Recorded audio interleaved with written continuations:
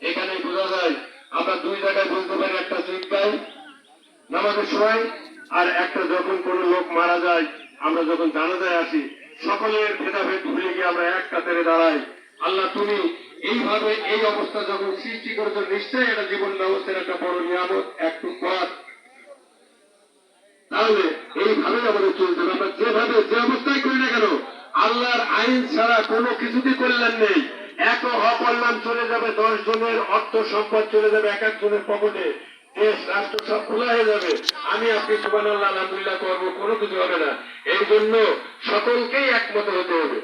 আল্লাহ যা বলেছে তার মতো থাকতে হবে, এর মধ্যে বরকত, এর বাইরে কিছু নাই।